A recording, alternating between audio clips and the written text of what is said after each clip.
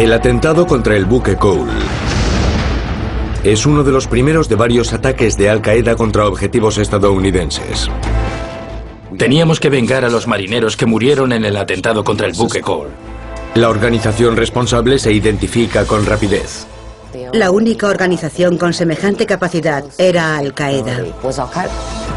Pero harán falta los mejores para encontrar y detener a los asesinos. Había que estudiar sus tácticas, sus técnicas, sus procedimientos, quién participaba. He aquí la historia secreta de cómo empleó la CIA la tecnología más avanzada en una de las zonas más inhóspitas del mundo, para dar con el terrorista que planificó el ataque contra el buque Cole y hacer justicia. Abu Ali era el jefe, la cabeza de la serpiente que había que decapitar. En un país muy difícil de inspeccionar, en donde es fácil esconderse. Dar con esos hombres en el terreno más duro e inhóspito que pueda haber. Son zonas dominadas por tribus que están armadas hasta los dientes. Sería muy difícil.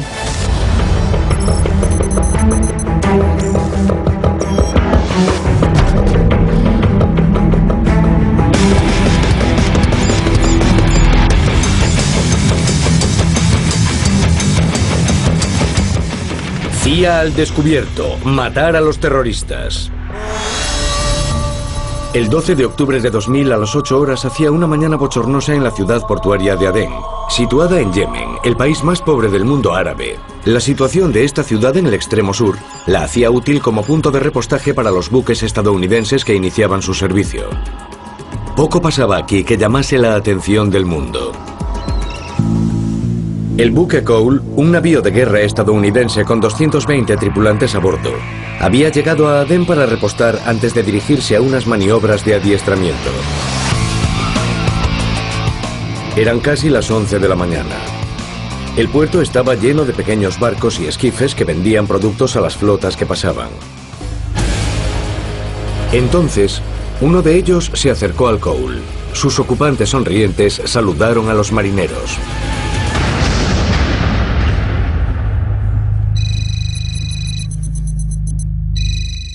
La madrugada del 12 de octubre de 2000, me llamó por teléfono el agente especial Randy Hughes, amigo y compañero mío, y me dijo con voz nerviosa que encendiese la tele.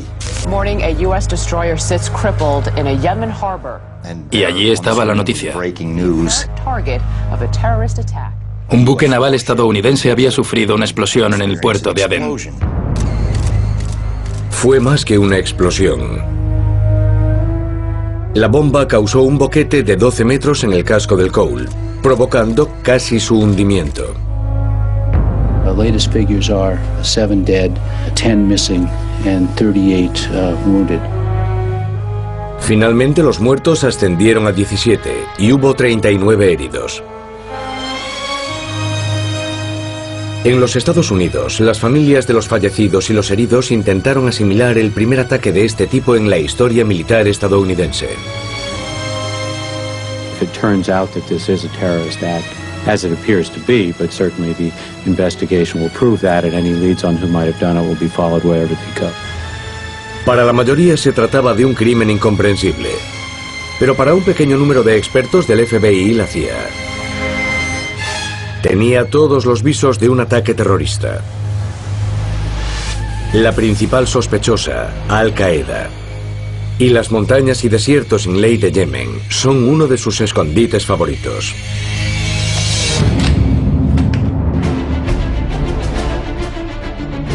Disparadas todas las alarmas en el Pentágono, la CIA, el FBI, el Servicio de Investigación Criminal Naval y el Ejército se dispuso el envío de aviones cargados con sus mejores equipos.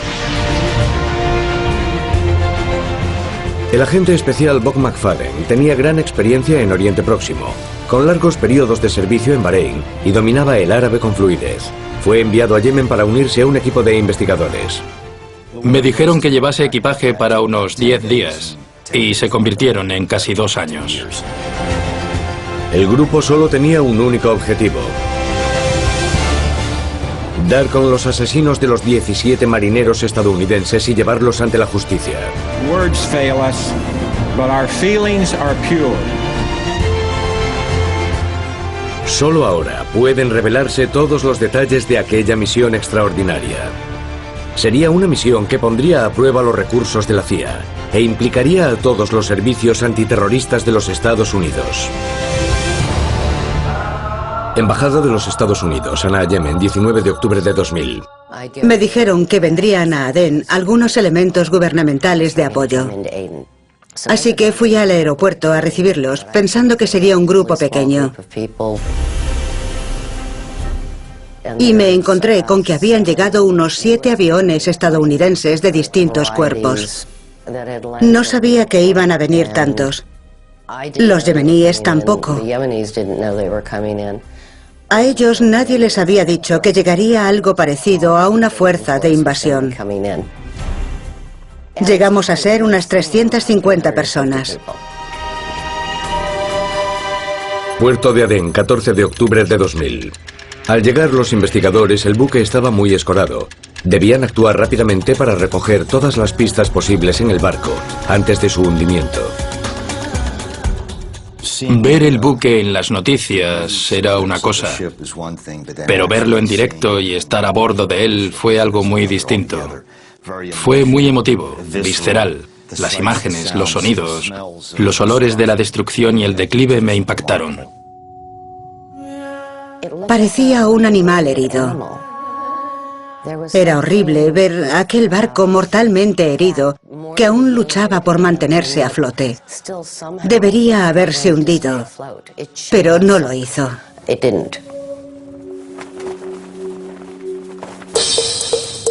La policía local de Adén empezó a practicar arrestos deteniendo a cualquier sospechoso. Y por las declaraciones de los testigos, enseguida se hicieron una idea de cómo se llevó a cabo la operación. Consiguieron identificar el lugar de partida del esquife que atacó al barco y localizaron la casa donde se había acoplado la bomba al esquife. O sea, que averiguaron todos esos datos bastante rápido. Cientos de detectives de la CIA, el FBI y el Servicio de Investigación Criminal Naval se pusieron a trabajar con feroz energía. Se trabajaba las 24 horas del día. Todo el personal hizo un gran esfuerzo. Había innumerables tareas de las que ocuparse. Organizar las comunicaciones y a los técnicos, establecer comunicaciones seguras con Washington, instalar faxes, Internet para lo no confidencial y otros niveles de acceso confidencial. El ejército de investigadores estaba dirigido por un jefe extraordinario que contaba con gran lealtad por parte de su equipo. John O'Neill, uno de los mejores expertos estadounidenses en un terrorista que pocos conocían todavía llamado Osama Bin Laden y el oscuro grupo que dirigía llamado Al-Qaeda. O'Neill capitaneaba su extenso equipo desde el frente, trabajando sin descanso para obtener resultados. Era un fuera de serie, seguro de sí mismo, de ideas claras y muy afable. Siempre dispuesto a trabajar y con un talento natural para hacer varias cosas a la vez. En torno a O'Neill hay un equipo de los mejores agentes de inteligencia estadounidenses. Al frente de ellos está un doctor libanés llamado Ali Soufan, uno de los pocos investigadores que habla árabe fluido. Ali Soufan era un experto en el mundo árabe. Aparte del idioma, conocía sus rasgos culturales, que pueden no figurar en un informe burocrático, pero son muy importantes para establecer relaciones personales.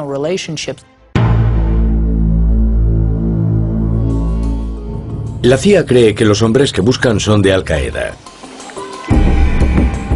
Pero encontrar en Yemen a los que perpetraron el atentado parece bastante difícil por ahora. Solo cuentan con algunos indicios físicos y las declaraciones de los testigos. Luego, Soufan y McFadden establecen una relación con otro atentado perpetrado 2 años antes en el país africano oriental de Kenia.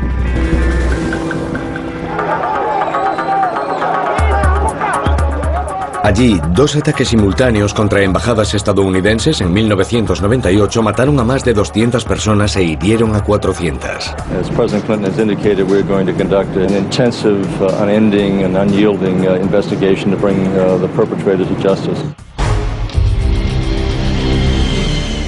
Ahora, los agentes del FBI y la CIA de la investigación de África Oriental van a ayudar a O'Neill y al equipo estadounidense de Yemen. Aportan experiencia que confirma sin lugar a dudas que el Cole fue atacado por Al-Qaeda.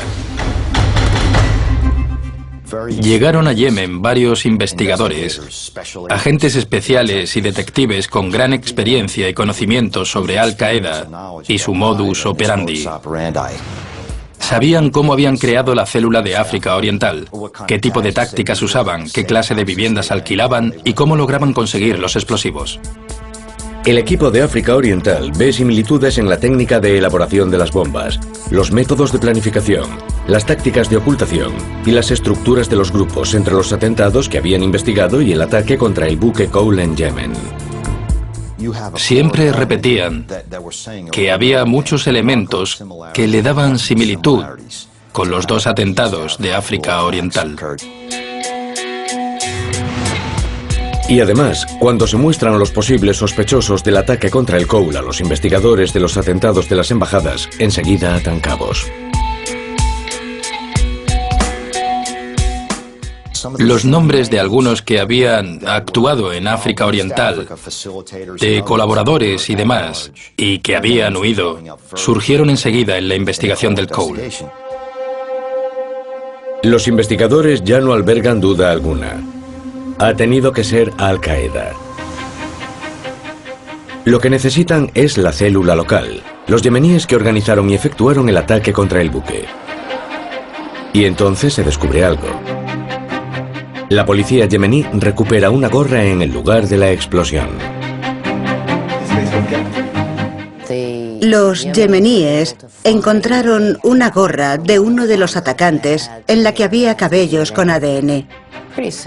Muy pronto tuvimos una idea de quién era el responsable de organizar el ataque. Con el indicio del ADN se confirma el nombre de uno de los atacantes suicidas. Y por ese nombre se descubre una red de asociados locales. Los sospechosos de pertenecer a Al-Qaeda en Yemen son detenidos e interrogados. Sufan y McFadden hablan con dos hombres que resultan haber trabajado como ayudantes en el atentado. Parece que la investigación va viento en popa. Y mediante estos dos hombres, los americanos averiguan el nombre del organizador, el líder de la célula.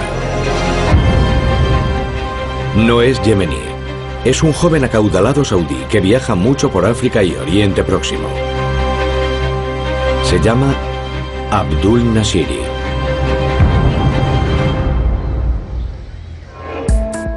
Con ese nuevo dato crucial, los investigadores están listos para acercar y eliminar a la célula que mató a los 17 marineros estadounidenses. La justicia parece al alcance. Sin embargo, entonces surge un problema.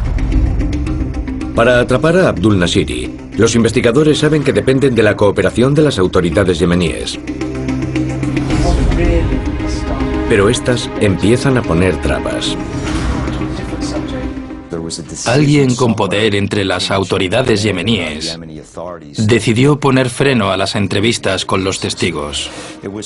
Pasaron al menos 2 semanas hasta que yo mismo y los investigadores pudimos hablar de nuevo con los testigos que los yemeníes ya habían entrevistado. La actitud colaboradora del gobierno yemení se evapora con rapidez. Entonces el equipo estadounidense pierde a su carismático líder. Al frustrado John O'Neill le ordenan volver a los Estados Unidos y luego deja el FBI para ocupar un nuevo puesto como jefe de seguridad del World Trade Center. 15 de noviembre de 2000. Han pasado 33 días desde el ataque contra el Cole. El equipo estadounidense averigua un dato bastante alarmante. Las conversaciones de móvil interceptadas por la CIA indican que Nashiri ha puesto en marcha otro ataque. Y esta vez el objetivo son los propios investigadores. Me llamaron del centro de alerta sobre amenazas del NCIS y dijeron que estuviéramos atentos porque había información fiable de que querían atacarnos. Una célula dirigida por Abdul Rahim Nashiri planeaba atacar al grupo de investigación. De inmediato, se decidió reducir el grupo de investigación a solo un núcleo de 50 personas. Washington ordena que todo el grupo de investigación salga de Yemen y el pequeño equipo restante es trasladado a un buque de guerra amarrado en alta mar.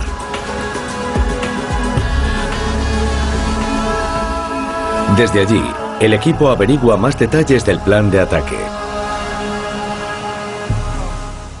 Teníamos datos fiables de que una o varias células intentarían penetrar en el lugar donde estaban los estadounidenses.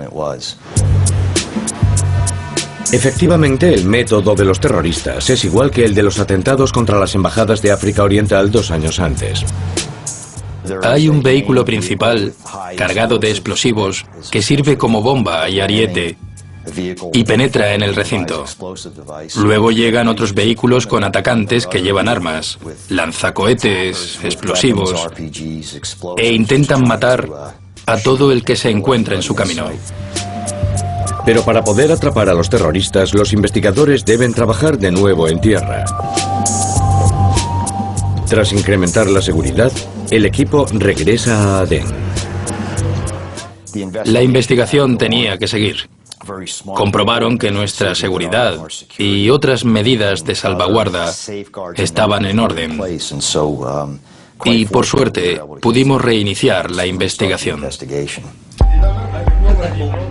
Shufan y McFadden saben que para conseguir el tipo de información que necesitan, es esencial una preparación meticulosa y un método psicológico cuidadoso. En las entrevistas y los interrogatorios, procurábamos establecer una relación de empatía con el sujeto. Para ello se buscaba toda la información posible sobre el tema de la entrevista. Establecíamos un plan, pero también debíamos tener capacidad de reacción si el plan no iba como estaba previsto. ¿Quiere decir eso que el sujeto acabará contándolo todo? No, es más bien como un helicóptero que vuela en círculo sobre el objetivo. Lo que haces es regresar a ciertos temas cuando el sujeto se siente cómodo. Y además, le dejábamos bien claro que teníamos muchísima información sobre él. Con la clásica táctica del interrogatorio psicológico, los investigadores establecen relaciones sinceras con los interrogados, que pronto deben corresponder para mantener su autoestima. Y así, se obtienen los primeros datos fiables. El interrogado no quiere quedar mal con continuas mentiras o engaños. Así que tiene que dar algo de información para sentirse más o menos tranquilo. Y así, aplicando ese método psicológico día tras día, durante la primera semana ya logramos que nos diesen información sustancial y fiable sobre la estructura de Al-Qaeda, sus estructuras de mando, sus métodos de comunicación, su capacidad y las armas que usaban. Y entonces hay un nuevo avance. Los americanos hacen un descubrimiento que tendrá enormes repercusiones en la investigación. Descubren que el ataque contra el Cole no era el primer intento de Al-Qaeda de destruir un buque naval estadounidense en el año 2000. 9 meses antes, unos días después del inicio del milenio, un plan idéntico casi tuvo éxito contra otro buque naval estadounidense. Se trataba del The Sullivans, pero la operación fue abandonada cuando el barco de ataque se inundó por accidente.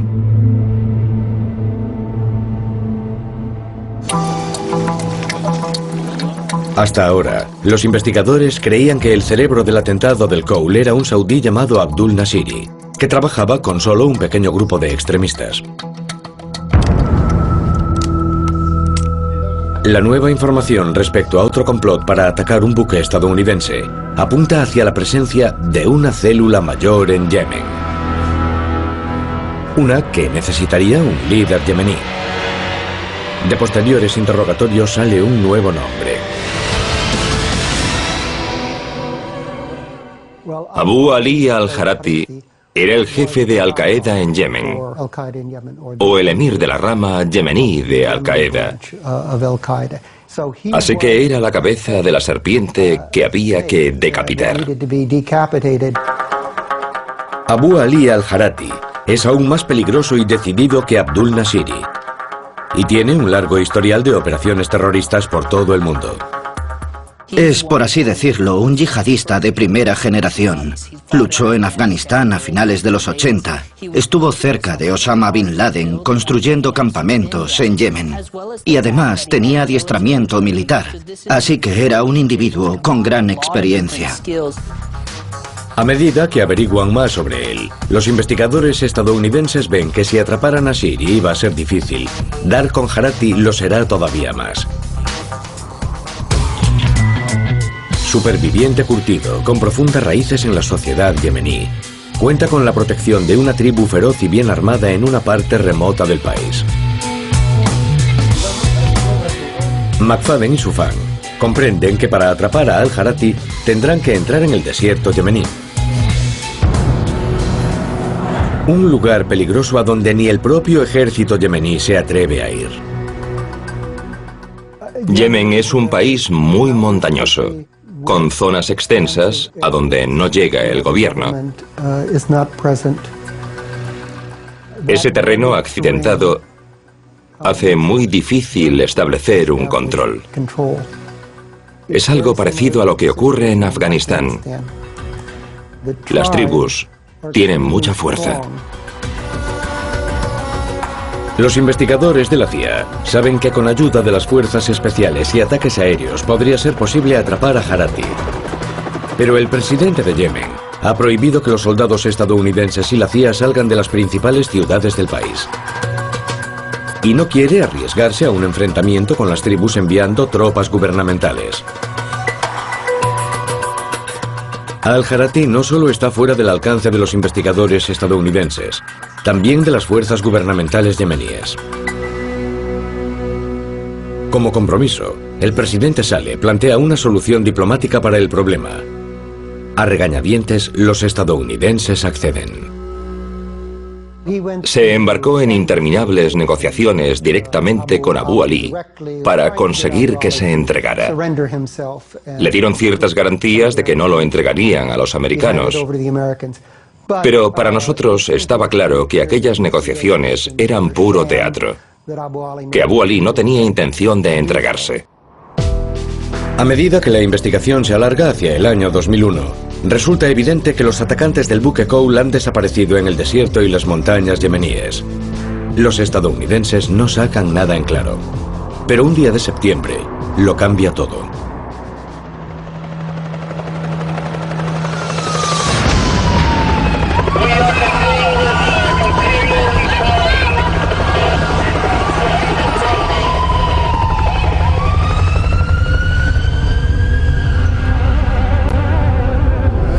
I've ordered that the full resources of the federal government go to help the victims and their families and to conduct a full-scale investigation to hunt down and to find those folks who committed this act.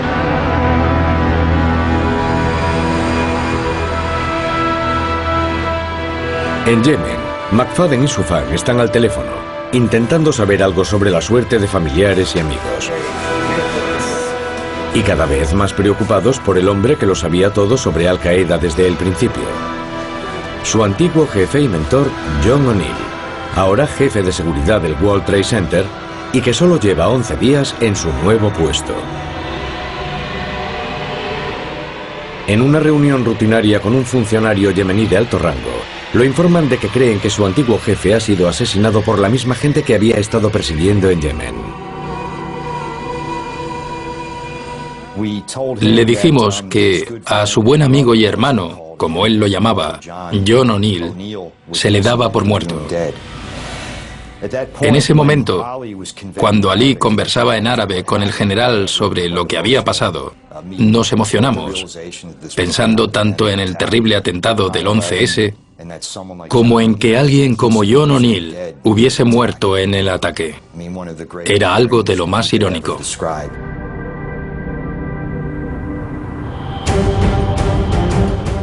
Siendo Al-Qaeda ahora la mayor amenaza para la seguridad nacional estadounidense, Yemen pasa a primer plano de la guerra contra el terrorismo. El presidente Saleh sabe que su país es semillero del terrorismo integrista, con estrechos lazos con Al-Qaeda y Osama Bin Laden. Todos miran hacia él, y los Estados Unidos aumentan la presión. Either you are with us or you are with the terrorists. El presidente Saleh está muy preocupado por lo que pueda pasar. Sabe que Afganistán es el principal objetivo de los Estados Unidos. Pero también hay muchos que piensan que Yemen podría ser el siguiente. La Casa Blanca, Washington, D.C., 28 de noviembre de 2001. Saleh despeja su agenda y se reúne con el presidente Bush en los Estados Unidos. Estaba impaciente por viajar a los Estados Unidos. Eso es lo que de verdad quería. Una reunión cara a cara con el presidente Bush para decirle: aquí me tienes para lo que necesites. Pero no bombardees Yemen. Saleh fue a Washington, se reunió con todas las personas importantes, con el director del FBI, con el secretario de Defensa Colin Powell y finalmente con el propio presidente Bush en el despacho Oval. Se pusieron las cartas sobre la mesa, o estaba con nosotros o contra nosotros. Saleh no tenía muchas opciones. De haberle dicho a los Estados Unidos que no le interesaba su amistad, podría haber habido una invasión. We spent a lot of time talking about our mutual desire to bring radicals and murderers to justice. Los dos hombres, ambos campechanos, hablaron francamente sobre Al-Qaeda y su amenaza y llegaron a un acuerdo de hombre a hombre. And I thank the President for his strong support in this war against extremists and terrorists. Y sobre eso se basaron los 3 años siguientes de cooperación activa. Shukran. Shukran. Shukran. Tras las sonrisas para las cámaras, la cruda realidad de las exigencias estadounidenses a Saleh es inequívoca.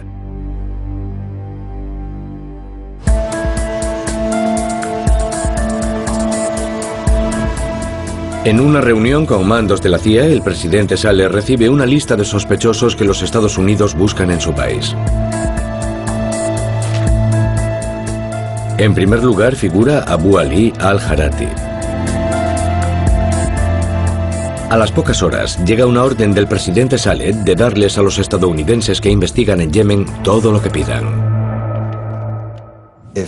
Aquello fue algo crucial. Hubo un cambio total de actitud. Nos dejaron interrogar sin cortapisas a cualquier sospechoso de pertenecer a Al-Qaeda. Pero además de órdenes, el presidente de Yemen recibe apoyo. Días después de su viaje a Washington, el Congreso autoriza un gran paquete de ayuda antiterrorista para Yemen, al frente de la cual estará la CIA. El primer objetivo es crear un campamento de adiestramiento dirigido por 100 efectivos especiales de los marines, los SEAL de la Armada y unidades del Mando Conjunto de Operaciones Especiales. Eran operativos paramilitares, oficiales contratados que trabajaban para la CIA, exboinas verdes o comandos de los SEAL, que iban a sitios y hacían cosas para las que los agentes de campo de la CIA no estaban adiestrados. Crearon una base para entrenar a un batallón yemení antiterrorista. La misión secreta de la CIA es ayudar a las fuerzas especiales yemeníes a localizar y eliminar tantos operativos de Al-Qaeda como sea posible. Al-Harati es la gran prioridad.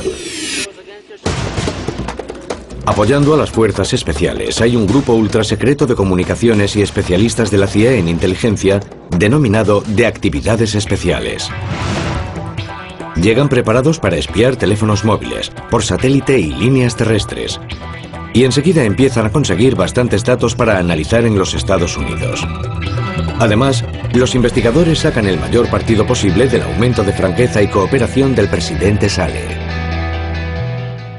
Los yemeníes nos dieron gran cantidad de información e indicios que enviamos a los Estados Unidos para ser analizados. Y toda la investigación avanzó mucho. Ahora, con libertad total para interrogar a quienes quieran, el equipo dirigido por la CIA consigue gran cantidad de datos nuevos sobre Al Qaeda en Yemen.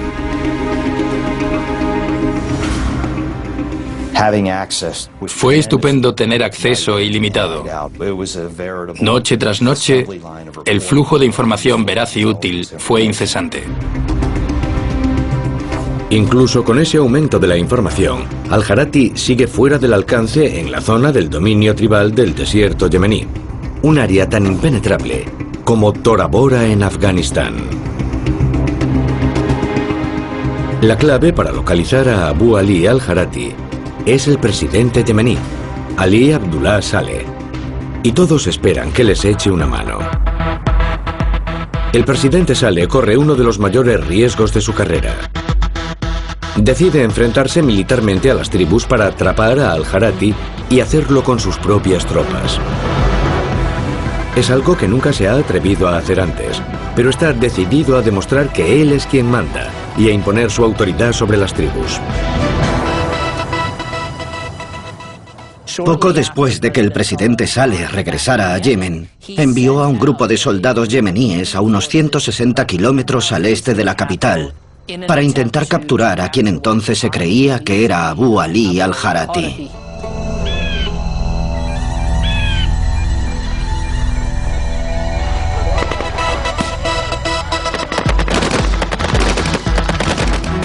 Los soldados de Saleh están lejos de territorio conocido y se enfrentan a unos adversarios bien armados y con experiencia. Hubo un enfrentamiento entre las fuerzas gubernamentales y las tribales, y 18 soldados yemeníes murieron en esa operación. Se vertió sangre yemení porque Saleh quiso cumplir la promesa hecha en el despacho oval. Aparte de no conseguir capturar a Al-Harati, Saleh demuestra que no controla su propio país. Con el presidente debilitado, llega información de que Al-Qaeda en Yemen está a punto de aprovechar la pobre seguridad yemení y el estupor causado por el 11S. Al-Harati y sus hombres se sorprendieron tanto con el 11S como el resto del mundo. No tenían ni idea de que Al-Qaeda estaba planeando aquello, así que cuando ocurrió, tuvieron que reorganizarse. De repente, el mundo había cambiado. Para adelantarse a cualquier iniciativa antiterrorista, Al-Harati inicia una campaña más violenta de lo que jamás se había visto en el país. A finales de 2001 y principios de 2002, la rama de Al-Qaeda en Yemen intentaba reorganizarse, entender un mundo que había cambiado drásticamente a su alrededor. Ahora, en vez de ser discretos y realizar un gran ataque, tenían que luchar para sobrevivir. Y mientras lo hacían, realizaron varios ataques, lo que por entonces hizo que diversos analistas, tanto en los Estados Unidos como en Yemen, creyesen que el grupo era mucho mayor de lo que en realidad era. Impotentes y limitadas mayormente a las ciudades, todo lo que las fuerzas de seguridad de Saleh pueden hacer es arrestar a cualquier sospechoso y encarcelarlo durante largos periodos. Una estrategia que da pocos resultados. El gobierno yemení detuvo a gran cantidad de sospechosos y los encarceló a todos, esperando que su culpabilidad acabara probándose y poder dar así a los americanos lo que querían. Fue una época muy intensa. Por una parte, nosotros hacíamos todo lo posible para desestabilizar a Al-Qaeda. Y esta, con el éxito del 11S, hacía todo lo posible para echarnos de Yemen e intimidar al gobierno yemení. Durante ese primer año, no estuvo muy claro cuál de los dos bandos ganaría. prevail.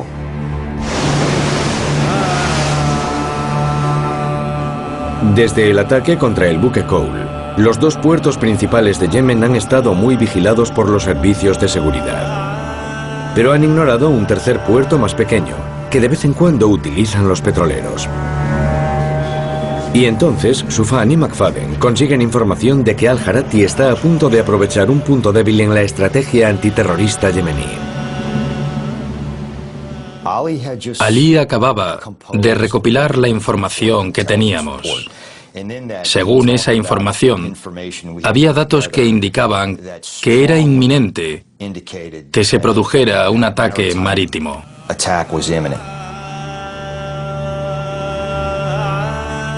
2 días después de la advertencia de Sufan y antes de que las fuerzas yemeníes puedan actuar, un pequeño barco cargado con explosivos se aproxima a un petrolero francés.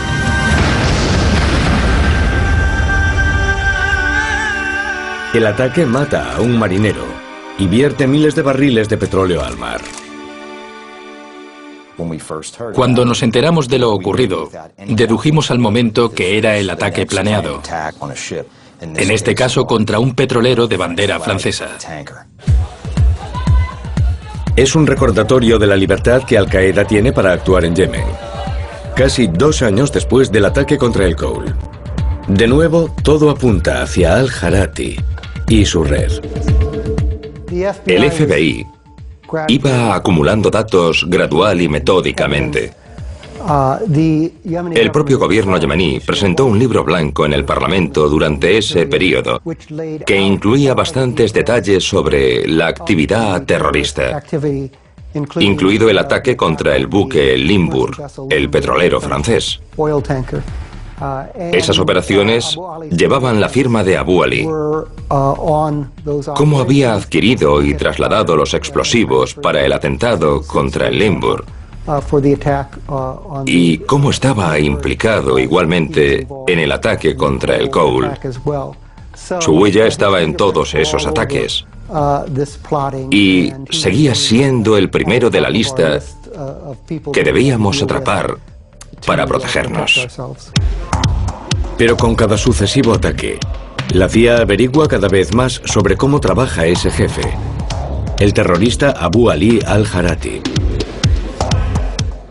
Consultábamos todos los días con los expertos que teníamos en Yemen. Trabajaban muy duro las 24 horas del día para realizar escuchas, empleando la mejor tecnología e información disponible, con el fin de dar con al-Harati y aquellos que lo protegían.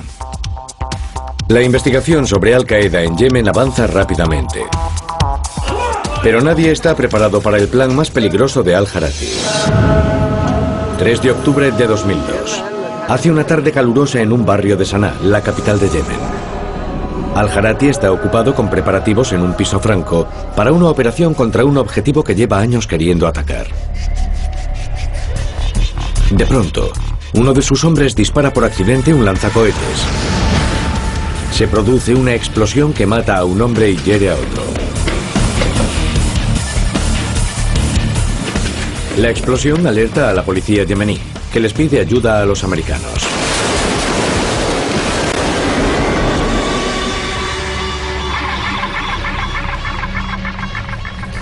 Y entonces, con los expertos de la CIA encargados de actividades especiales, intervienen. En el piso franco, la CIA encuentra un montón de información dejada por los terroristas. Ordenadores, teléfonos móviles, listas de nombres. Consiguen también muchos detalles sobre los teléfonos por satélite usados por la célula y sus ayudantes. Es tan bueno como tener la agenda de contactos del propio jefe. Luego descubren lo que al-Harati había planeado. Al poner en orden todos los datos, dedujimos que planeaban un ataque con misiles contra la embajada estadounidense. Los investigadores de la CIA comprenden que ahora Al-Qaeda tiene un problema en sus operaciones en Yemen y que favorece a los estadounidenses. Para planificar atentados múltiples necesitarán comunicarse más, y eso ofrece más posibilidades de vigilancia. El problema de al-Harati era que le encantaba hablar por teléfono. Se ocultaba en el desierto. Pero el problema de los teléfonos por satélite es que son muy fáciles de interceptar. Cada vez que pulsaba la tecla para hablar, era como una invitación a que los grupos de espionaje electrónico del mundo escucharan su conversación. Los teléfonos por satélite no solo delatan lo que uno dice, sino también dónde está. Al enlazar con satélites actúan como un GPS, y cualquiera con el equipo adecuado puede localizar su ubicación. En cuanto el teléfono se enciende, la NSA, mediante diversos recursos técnicos, puede localizar dónde se encuentra esa persona. Es lo que se denomina geolocalización. La Agencia de Seguridad Nacional, situada en Fort Mill, Maryland, recibe ahora datos continuos sobre la ubicación de Al-Harati en Yemen y se los envía a la CIA. La NSA identificó el número de teléfono de Al-Harati y lo vigiló las 24 horas del día. Es lo que se llama cobertura máxima. Es decir, que hay alguien pendiente de ese teléfono las 24 horas del día, 7 días a la semana. Si la CIA logra trabajar con el ejército yemení y efectuar un ataque por tierra o por aire, podrán eliminar a Al-Harati con facilidad. Y justo entonces, cuando los investigadores se acercan, Al-Harati descubre que su teléfono está delatando su ubicación y deja de usarlo.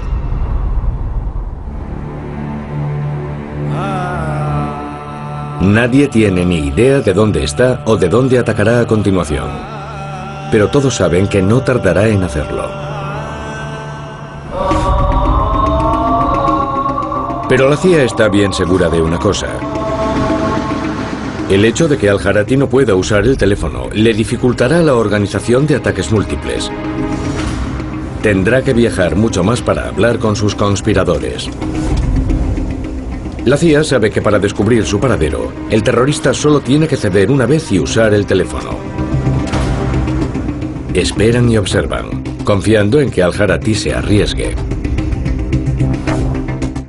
En noviembre de 2002, Al-Harati estaba en el desierto con varios miembros de Al-Qaeda porque tenían que encontrarse cara a cara para hablar.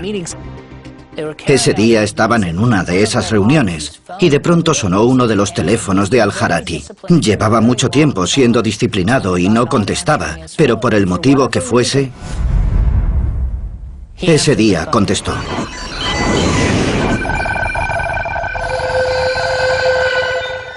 Enseguida vio que había sido un error. No estuvo al teléfono mucho tiempo, pero bastó para que los analistas de la NSA en Maryland lo localizasen y enviasen la información a las unidades de Yemen. Al-Harati delata su ubicación en un momento de descuido. Solo una llamada y la NSA lo localiza. Los analistas de Washington enseguida se reúnen para evaluar las opciones. Eliminar a Al-Harati con un equipo de los SEAL u otras fuerzas especiales sería la opción preferible. Se desplazaba en un Land Rover por el desierto del este de Yemen con una escolta mínima. Si el gobierno yemení nos daba permiso para enviar a un equipo de las fuerzas especiales, sería fácil eliminar a su guardaespaldas y capturarlo. Pero hay un gran obstáculo para un ataque terrestre. El presidente de Yemen, Abdullah Saleh, ha descartado que los soldados estadounidenses intervengan. La única opción que nos quedaba era un ataque aéreo. El presidente Saleh no quería cazas estadounidenses en el espacio aéreo yemení, lo que nos dejó como única opción usar un avión no tripulado. Hasta ahora solo se ha usado un dron armado una vez para eliminar a un terrorista.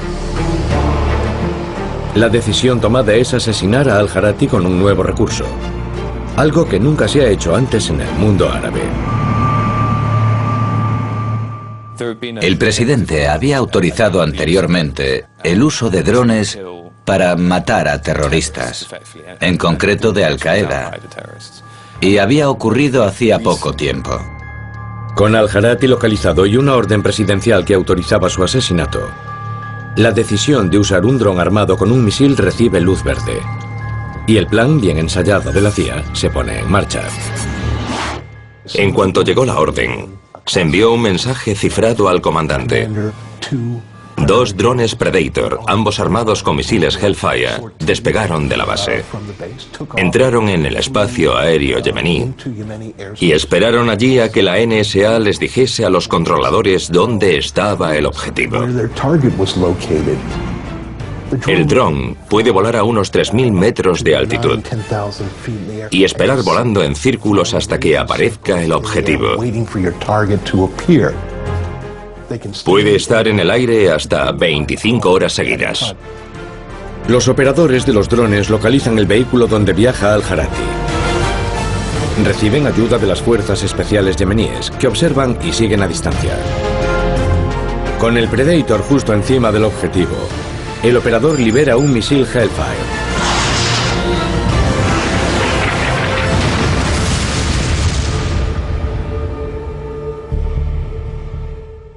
Había llegado la hora de demostrar que los Estados Unidos no tolerarían que Al-Qaeda aflorara en diversos frentes. Quien atacase a los Estados Unidos sufriría las consecuencias. El ataque contra Abu Ali fue una mezcla de todo eso. En noviembre de 2002, el ataque contra Al-Harati supuso la primera vez en que los estadounidenses usaron un dron fuera de un campo de batalla, al menos la primera que conste. Así que fue algo importante, no solo para la guerra contra Al-Qaeda, porque matar a Al-Harati fue como descabezar a Al-Qaeda en Yemen, sino también para la tecnología estadounidense.